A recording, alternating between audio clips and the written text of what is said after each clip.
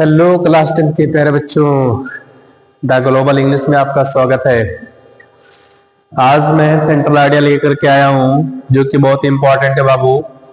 Central idea आपका board exam में जो है 3 मार्क्स का आता है, ठीक है। सेंट्रल आइडिया जो कि मैं नहीं चाहता हूँ कि आपका 3 मार्क्स किसी तरह से आपका जो है कट जाए, इसीलिए मैं टॉपिक वाइज कहीं ना कहीं आपको नंबर जो है गेन करने की या कराने की कोशिश ही करा रहा हूं मैं आपका, ठीक है। आज मैं सेंट्रल आइडिया लेकर के आया हूं और मैं एक बिग अनाउंसमेंट भी कर रहा हूं आपके लिए कि जो आपका 20 मार्क्स का जो OMR होता है ना, 20 मार्क्स का जो OMR सीट होता है वो अर्थात जो MCQ होता है, MCQ के लिए कम से कम मैं 150 क्वेश्चन 150 क्वेश्चंस मैं प्रिपेयर कर चुका हूं। बस उसको ला करके मुझे आपके सामने बताना है। उसकी जो है पूरी तैयारियां मैं कर चुका हूं, उसको क्वेश्चंस में बना चुका हूं। क्वेश्चंस को ला करके मैं आपके सामने पूरी तरह से मैं आपको समझाऊंगा और वो क्वेश्चंस, वो वीडियो अगर आप देख लेंगे तो आपका 20 नंबर आपका कहीं भी जाने वाला नहीं है। बोर्ड में 20 नंबर बहुत मायने रखता है बाबू। 1 नंबर 1% घटा देता है, याद रखो आप। 1 नंबर कहीं ना कहीं आपका मायने रखता है। 1 नंबर से बच्चा टॉप कर जाता है, 1 नंबर से बच्चा बहुत ज्यादा पीछे आ सकता है, ठीक है ना। तो मैं नहीं चाहता हूं कि आपका एक भी नंबर कहीं चला जाए। ये आज मैं लाया हूं आपका 10 टास्क पोएम का सेंट्रल आइडिया लेकर के आया हूं जो आपके बोर्ड एग्जाम में ये आता ही आता है।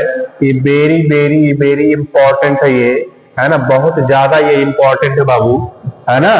ये मान के चलिए कि आपका बोर्ड एग्जाम में जो 3 मार्क्स आता है, जो आपका 3 मार्क्स आता है, ये आपका कहीं भी जाने वाला नहीं है। याद रखिए आप, ये आपका कहीं भी जाने वाला नहीं है। अगर इस वीडियो को लास्ट तक देखोगे तो निश्चित तौर से आपको सेंट्रल आइडिया लिखना भी पता चल जाएगा और central idea on the spot आपको लर्न भी हो जाएगा। सिर्फ ये वीडियो मेरा देख लेंगे तो central idea, how to write central idea, central idea कैसे लिखना आप जान पाएंगे और on the spot you will have to learn, या लर्न भी कर लेंगे निश्चित तौर से, देयर इज नो डाउट।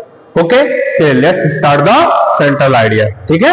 चलिए देखते हैं आपको क्या इसमें सेंट्रल आइडिया कैसे लिखते हैं। सेंट्रल आइडिया पहले कैसे लिखते हैं, क्या लिखेंगे आप, यहां से स्टार्ट करते हैं। द पोएम लिखने के बाद अब पोएम का नाम लिखेंगे आप। जब पोएम का नाम लिखेंगे तो आपको ब्लैक पेन से लिखना है। मैं कलर यहाँ चेंज कर दे रहा हूं, ब्लैक पेन से इसको लिखना है। Dust of snow, dust of snow, ये आपको लिखना है, इसको ब्लैक पेन से लिखना है। फिर आपको ब्लू पेन से लिखना है।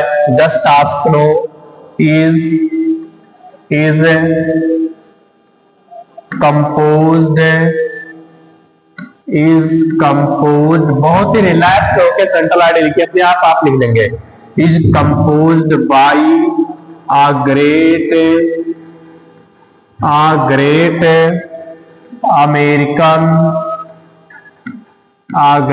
American poet. अब आपको राइटर का नाम लिखना है बाबू। तो जब आप राइटर का नाम लिखेंगे तभी आपको जो है ब्लैक पेन का यूज करना, याद रखिए आप। राइटर का आप नाम लिखेंगे विद डबल इन्वर्टेड कामा में, रॉबर्ट फॉरेस्ट। इसके राइटर कौन है बाबू, रॉबर्ट फॉरेस्ट है, याद रखो, रॉबर्ट फॉरेस्ट, ठीक। फिर यहाँ पे आपको डबल इंटू कामा लिखेंगे, ठीक है ना। तो अब फिर यहां से आप चाहे तो लाइन चेंज कर दिया, उसी में लिखेंगे, कोई दिक्कत नहीं है ना। उसी पेन से लिखना आपको। The poet represents, the poet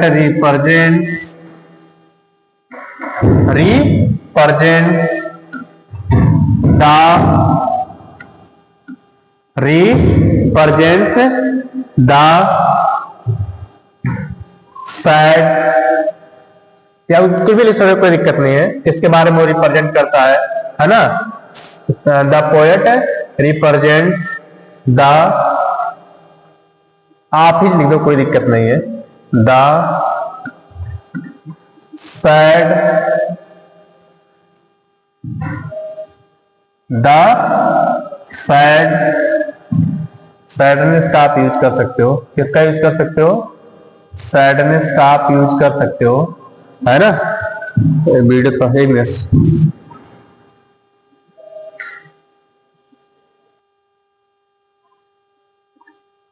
चलिए थोड़ा गड़बड़ी आ गया था। The poet represents the sadness and sadness, hopeless, hopeless and totally, and totally, totally alone, totally alone in this poem, in this poem, ठीक है। इस पोएम में जो सैडनेस के बारे में बताता है, होपलेस के बारे में बताता है, टोटली एलोन है, और इस पोएम में टोटली एलोन भी है। याद रखो कौन, ये जो पोएट है रॉबर्ट फ्रॉस्ट, ठीक है। अब एक दिन क्या हुआ, घूमते घूमते वो कहां पहुंच गए, एक हेमलॉक ट्री के नीचे पहुंच गए। तो फिर आप लिखिए जो है नीचे लिखिए आगे जो है, once the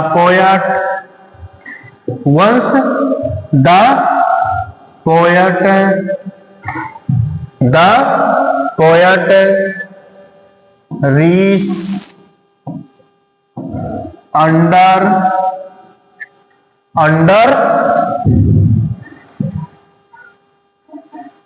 या थोड़ा सा इसमें थोड़ा बढ़ा देते हैं, मौसम जो है थोड़ा सा खराब होता है यहाँ पर, थोड़ा सा ऐसे कर देते हैं कि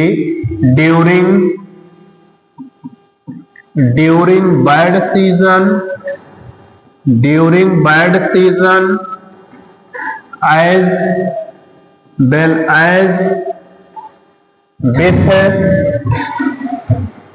with heavy mood, with heavy या sadness mood, कोई दिक्कत नहीं, with heavy mood, रिलैक्स होके लिखे आप अपने आप, सेंट्रल आइडिया आपको लिखना आ जाएगा, with heavy mood the poet reaches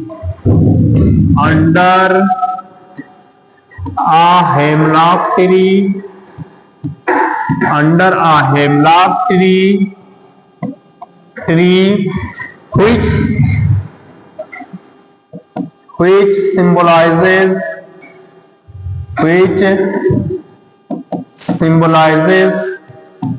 sadness, जो किसका प्रतीक है, दुख का प्रतीक है, सैडनेस का प्रतीक है। ड्यूरिंग उसी समय,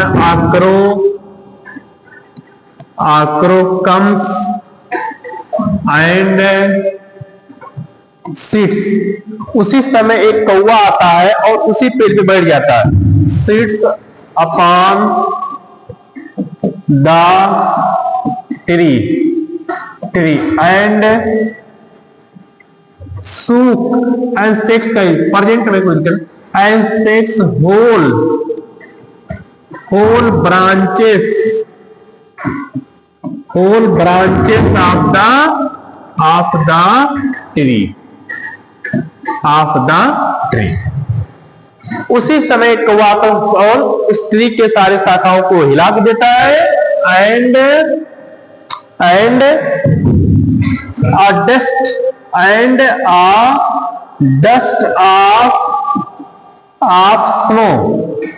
a dust of snow falls upon the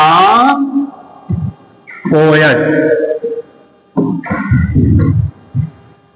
which upon the poet, ठीक है, upon the poet, it changes the mood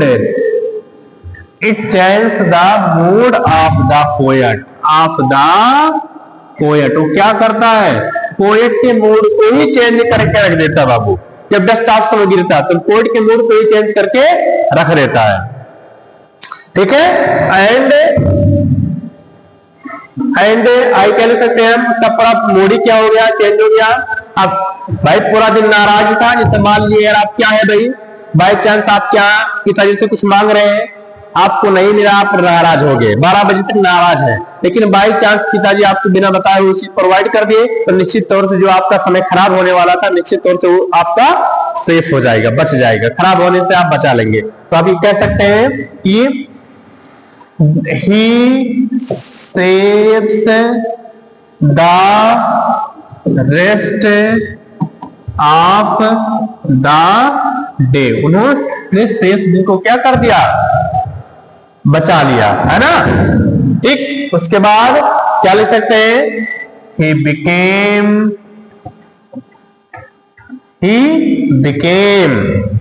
क्या हो गया, free from depressive thought,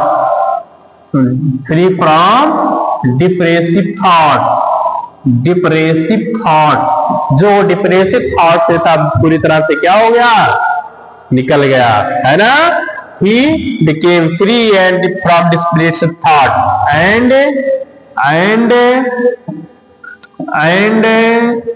he and ला पॉइंट लिखो, कोई बार बार ही ना लिखो, and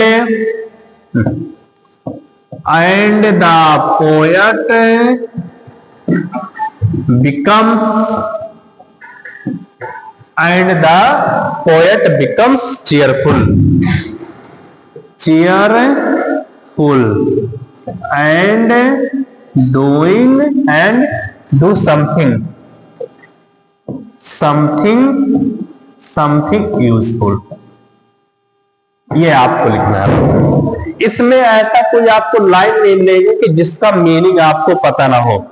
एकदम इजी वे में मैंने आपको क्या दिया, सेंट्रल आइडिया मैंने आपको लिखा दिया, है ना, जो कि 3 मार्क्स का बाबू ये 100% आपके एग्जाम में आने ही आने हैं, ये कन्फर्म है, उसमें कोई डाउट नहीं है, ठीक है। 3 नंबर अगर आप चाहते हैं कि 3 मार्क्स से आपका कहीं ना जाए, तो आप ये सेंट्रल आइडिया, ये जो मेरा वीडियो है इन शॉर्ट में, इसको आप पूरी तरह से आप देख लीजिए शुरू से लास्ट तक, कन्फर्म आपका 3 नंबर कहीं भी जाने वाला नहीं है।